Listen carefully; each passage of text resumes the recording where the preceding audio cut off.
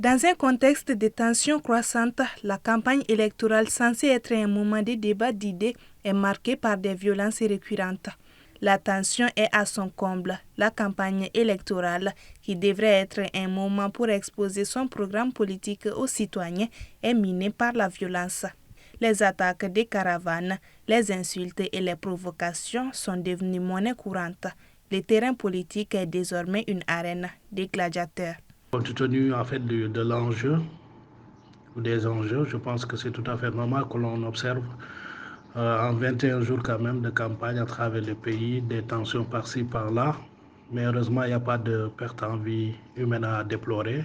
C'est les mots, c'est les gestes et tout ça. Mais bon, tout ça, c'est tout à fait normal. Tout le monde est en compétition et je pense que c'est dans l'ordre naturel des choses qu'il y a parfois tension.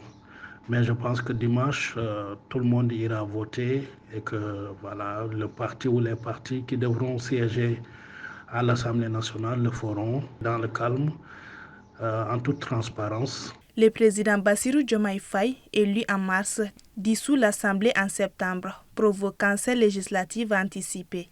Plus de 40 listes se présentent. Alors que de nombreux Sénégalais aspirent à l'apaisement, la campagne a été émaillée de violences entre les militants du PASTEF, le parti de Ousmane Sonko et de l'opposition. Le président Bassirou Diomaye Faye avait appelé le 25 octobre tous les acteurs des élections à éviter les dérives dans leurs discours et leurs actes. L'enseignant-chercheur au département des sciences politiques de la faculté des sciences juridiques et politiques de l'université Cheikh Anta Diop de Dakar, Dr Jean-Charles Biagui, déplore l'attitude de certains acteurs politiques sénégalais qui, selon lui, sont incapables de mener pacifiquement leurs activités dans une arène politique et dans un État où l'impunité est une tradition encore bien établie.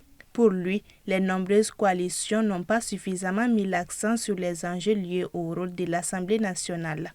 Par ailleurs, le ministre de l'Intérieur, Jean-Baptiste Tine, a publié ce mercredi un arrêté annonçant l'interdiction de la circulation entre les régions en vue des législatives de dimanche prochain. Le texte fixe la mesure entre samedi minuit et dimanche minuit. Les bureaux de vote ouvriront ce dimanche 17 novembre à 8h et fermeront à 18h pour les 7 millions d'électeurs.